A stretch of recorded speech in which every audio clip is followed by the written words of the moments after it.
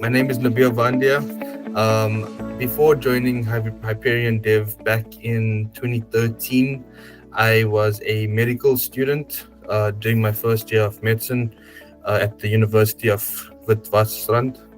And I was really just looking for something engineering in the engineering space, I guess, to do, because I was really motivated or inspired by my brother who was doing engineering, and one of my course coordinators, Professor Chris at the university, he really got us to think about systems and biological systems, and he himself was a biomedical engineer, so he really inspired me to look at engineering and particularly software as a way of understanding systems a little bit better. And that's how I got interested in coding, and then found Hyperion as the first thing to teach me how to code, because that wasn't one of the topics I was studying in first year medicine. So the reason I chose HyperionDev at the time, again, this was 2013, and I was new to everything, new to university, new to technology, new to everything. I think at that point in time, I wanted a programming course, or I wanted someone to help me with programming. I didn't just want a programming course. And this is before other online programs had become ubiquitous. I think it's only post 2020 with the pandemic that the quality and availability of online learning really boomed. I think before that, we were restricted to YouTube videos, and I tried my best learning a lot from there. But at some point, I wanted a human in the loop to explain to me not only what I was doing wrong, but why, and give me pointers that were specific to the mistakes I had made, and not just generic sort of advice. And I was a first year med student. I didn't really have any connections or people in software engineering that I could go to personally at the university. After a while, I managed to make some friends and try and get into that space. But initially, I didn't know where to go, what to do, or even where to start. So that's why Hyperion, I think, was one of the first search results that came up. And it was after trying a few of them, having the human in the loop was the reason I stuck with it. The way that they reviewed each line of code and gave suggestions, even when I had got things right. I think a lot of the online systems that I've used since then would just mark something either right or wrong. But when you have a human in the loop, they can not only say if something is right or wrong, but the degree to which it is right or wrong. And also talk about styling. There's many ways of writing a for loop or writing any sort of type of program that you want to, but depending on the use case and your own type of style as a programmer, and who the intended future maintainers of the code would be, you could change the way a program is written, not necessarily change the way it works or the output, but you could basically design with humans in mind, and I think of it as the future generation that's going to maintain that code. And that came from my mentor looking at my code and saying, yes, this is right, but if you were to give this to someone without any documentation, right, how would they know what this program would do? Because in the beginning, everyone named their variables A, B, C.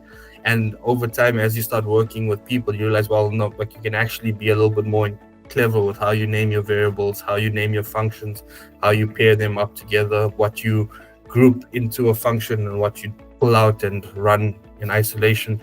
And all of these little things you get from collaborative programming, not just going through a curriculum. Yes, I think I remember doing a bioinformatics example, which was finding a subset of a string of DNA that matched the corresponding subset in a different string of DNA, which is a very simple thing, now looking back. But at the time, I was like, whoa, I can now identify genes just by typing in this thing called code on this computer and figuring it out. Like, I should be doing this as a main time rather than just studying which drugs to give people. At that point in time, I was very naive. I never really understood like how much more goes into bioinformatics, but definitely having that initial success of being like, I'm now not just doing something faster with the computer than what I could do normally. I'm doing something that I could probably never even do as a human being on a computer. So, I mean, for example, with the bioinformatics example, to be able to pick out maybe 5 or 6 characters in 1,000 character or 10,000 character string that match those same characters on another string, that would take me hours, maybe even days, if not years, or maybe not. I might not even be able to do it because I just get so bored and not be able to focus. But I write a program in like an hour or less than an hour, however long it took me at the time, and I was able to do something that I could not do otherwise. And for me, that was a huge paradigm shift. So I was never, up until that point, I was not a very technical person. I was a very academic person. So everything that I did was focused more on learning something for the sake of passing an exam, getting through university, getting through high school, just basically passing. And most of it was built upon years and years of foundation. I mean, we go through 12 years of primary, junior, high school, all of that stuff, just to pass matric. And then you get to university where everything is just supercharged.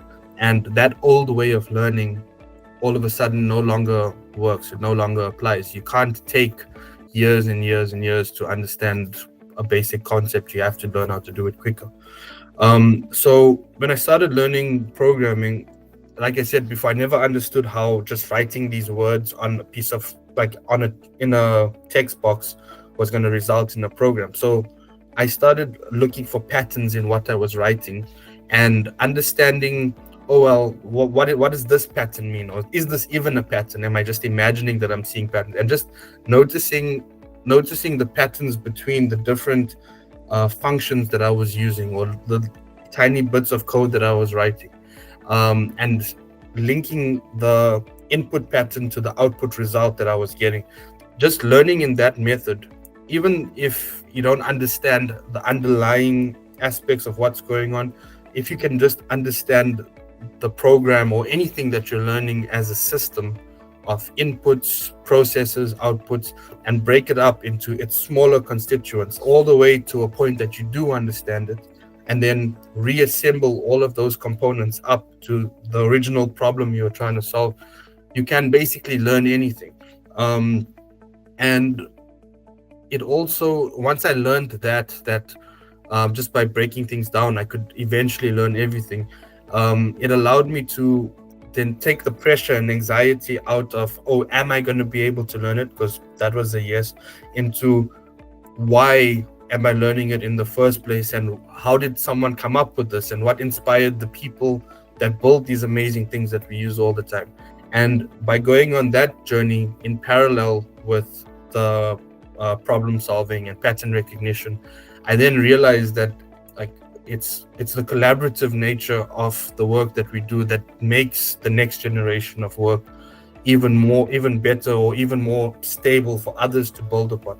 So I think the takeaway from all of this is pattern recognition and communication between people. I believe just by having those two things, you can basically do anything. And that's what I learned from the course: pattern recognition from the course content, and communication with the supervisor.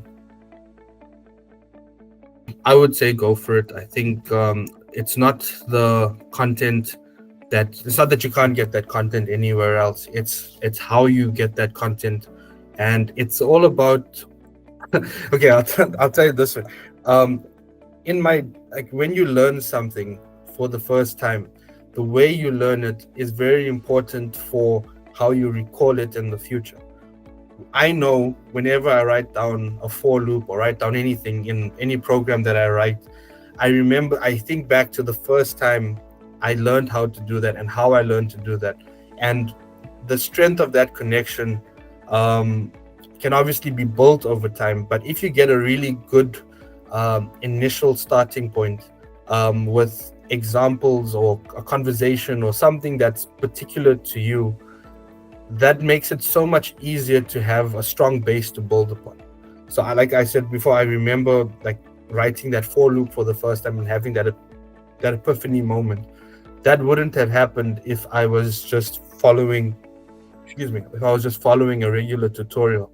It's the act of doing it collaboratively with someone who understands like your mindset at that point in time and understands what you're trying to achieve, and maybe even gives a personal story that you can connect with, that creates like sort of the attachment point for all your future memories of that subject matter to grow from. And I think it's not really important how you start, it's more important that you start. But once you've decided to start, I recommend starting off with a company that does this hands-on sort of approach.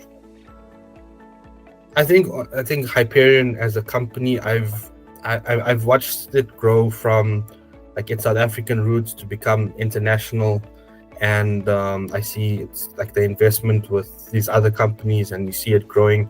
And I think it makes me very proud as a South African at least to see the South African company, I guess, growing and doing that. So I think it's great that they just keep doing what they're doing. And it always shows when a company helps people help other people. Like their influence multiplies over time. Like it's been over 10 years since I've actually done any of the courses, but I still think back to when I started with it, and I always recommend the company to anyone who's starting out. So yeah, no, I think you guys are doing a great job. I obviously one of your biggest supporters, and I hope you just keep growing and go from strength to strength.